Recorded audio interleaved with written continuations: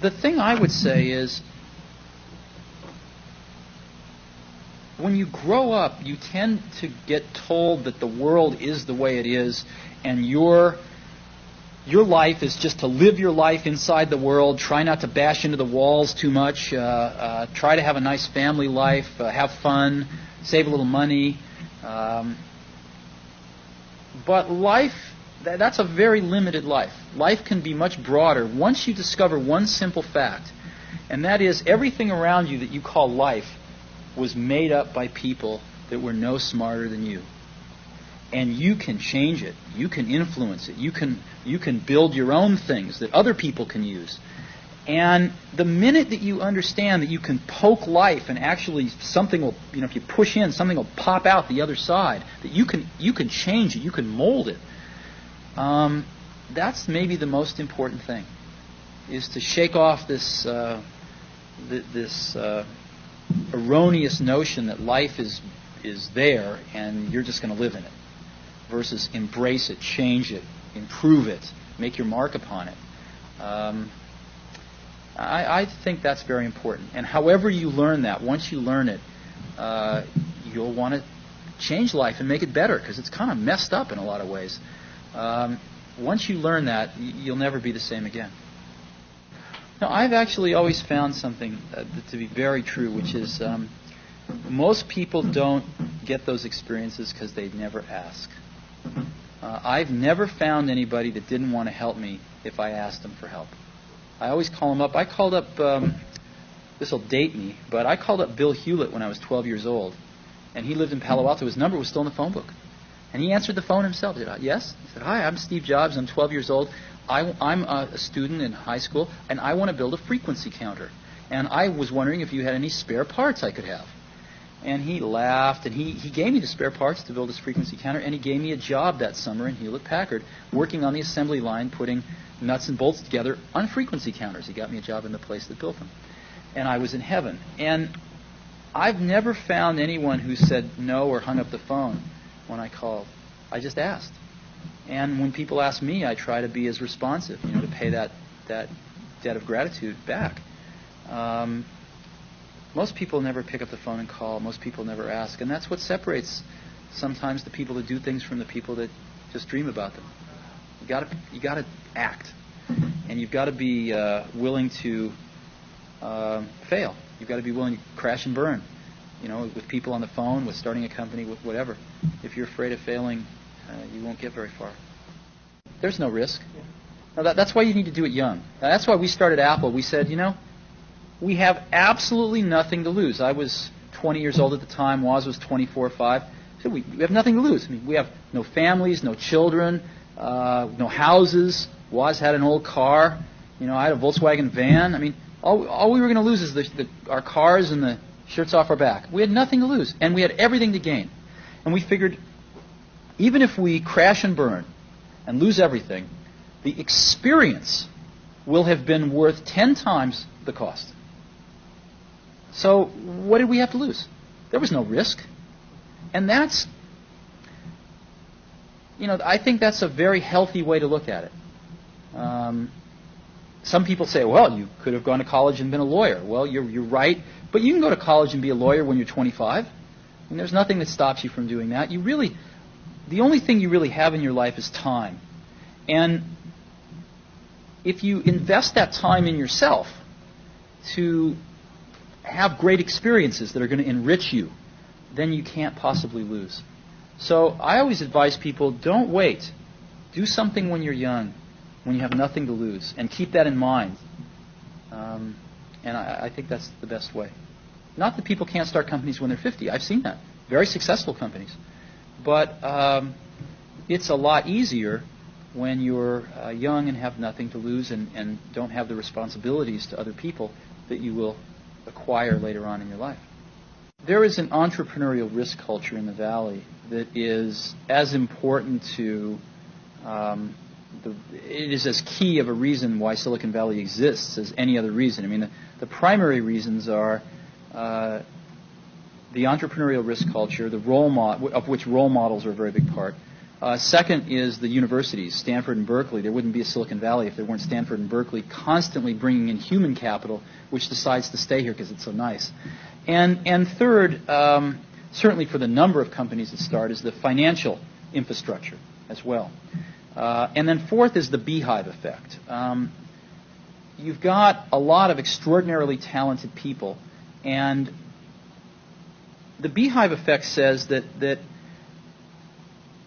it's a lot more efficient to have that talent and all those companies together. And let me give you an example. When you want to start a company, you need to hire some experienced people. You just can't hire people out of school most of the time. So you have to hire some experienced talent. Well, you're going to ask somebody to leave a job, maybe they have a family, and come to your place to work. Well, if your company's in Montana and they move their family and your company fails, there's not another company in Montana that they can go to work for, most likely. So they're going to have to move again. As where if all you have to do is convince them to turn left instead of right down the road to go to work in the morning, but they keep their same house, their kids don't have to change school, etc. And if your company fails, well, they just go get a job another week at some other company. You're going to have a much higher probability of recruiting them. And so that's the beehive effect. And those four things together, I think, are why Silicon Valley is today, what it is. The entrepreneurial risk culture has a lot to do with role models, starting off with Hewlett and Packard, and models of engineers that started companies, models of marketing people that started companies, and even some spectacular failures. Some of the failures are as widely discussed as the successes. And even even the failures, people are admired for trying. And I think they pick themselves up, dust themselves off, and go get a job. Maybe they don't own the company, maybe they're not a founder of the next company, but they've got a really good job, and there's no real chance that they'll end up destitute. Apple was a very classic Silicon Valley startup in the sense that Steve Wozniak and my partner both worked for Hewlett Packard. Matter of fact, Woz was still working there when we started Apple. And Hewlett Packard was the genesis of not just the concept of starting your own company, but, and of course it was the primary role model in the Valley, but it was also the ethics or the ethical basis of how you wanted to build your company, a company that was based on values, not based on just making money. And HP had the HP way, and they had a list of their values. And the first one was, we need to make a profit or else we can't keep this company going. But after that, they got into how they wanted to treat individuals and conduct their corporate life. And it's very idealistic, in my opinion. So we were very much influenced by that. The second thing that made us very, very typical in a way was that we were building a product that we ourselves were the customer for. We were building something we wanted ourselves, just like Hewlett and Packard started building test equipment and equipment for engineers. Well, they were engineers, so they could, in essence, do the marketing. They could figure out what an engineer might want in a product as well as design it. We wanted a computer, and we knew exactly what we wanted in a computer, so we could do the marketing as well as the engineering of that product. This changed later as we started selling to people that were different than us, but certainly in the first several years of Apple, we were selling to people that were just like us. And a lot of Silicon Valley companies have started that way. I don't think it will be like that because, I'll take myself, all the work that I have done, this is a very strange business and a very strange endeavor of life. All the work that I have done in my life will be obsolete by the time I'm, 50. Apple II is obsolete now. Apple I's were obsolete many years ago. The Macintosh is on the verge of becoming obsolete in the next few years. This is a field where one does not write a Principia which holds up for 200 years. This is not a field where one paints a painting that will be looked at for centuries or builds a church that will be admired and looked at in astonishment for centuries. No. This is a field where one does one's work, and in 10 years it's obsolete, and really will not be usable within 10 or 20 years. I mean, you can't go back and use an Apple I because there's no software for it. In another 10 years or so, you won't be able to use an Apple II. You won't even be able to fire it up and see what it was like. So it's sort of like sediment of rocks. I mean, you're building up a mountain, and you get to contribute your little layer of sedimentary rock to make the mountain that much higher. But no one on the surface will, unless they have X-ray vision, will see your sentiment. They'll stand on it.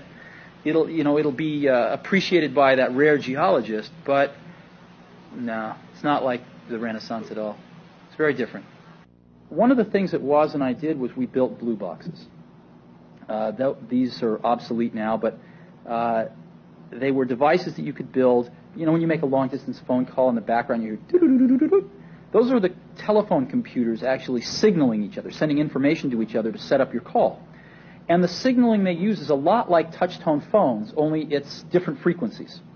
Well, you can make a box that emits those frequencies, that can make those tones. And there used to be a way to fool the entire telephone system into thinking you were a telephone computer, and to open up itself and let you call anywhere in the world for free. And matter of fact, you could call from a payphone, go to White Plains, New York, take a satellite to Europe, take a cable to Turkey, come back to Los Angeles, and you go around the world 3 or 4 times and call the payphone next door and shout in the phone, and be about 30 seconds and come out the other end of the other phone. So we actually, and these were illegal, I have to add, but in spite of that, we were so fascinated by them that Woz and I actually figured out how to build one. We built the best one in the world. It was the first digital blue box in the world. And we would give them to our friends and use them ourselves. And you rapidly run out of people you want to call.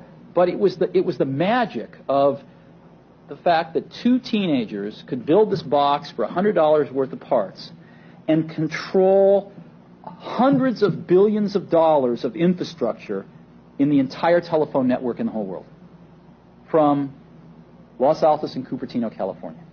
That was magical. And experiences like that taught us the power of ideas, the power of understanding that if you could build this box, you can control hundreds of millions of dollars worth of telephone infrastructure around the world. That's a powerful thing. And that, if we hadn't have made blue boxes, there would have been no Apple.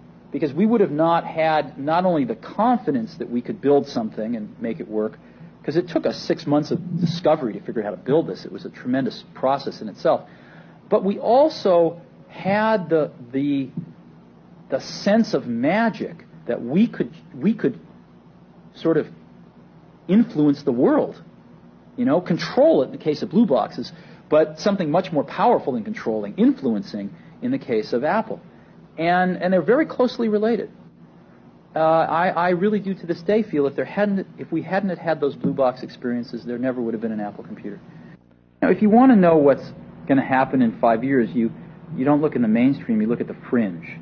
And the fringe back in 1975 was the Homebrew Computer Club.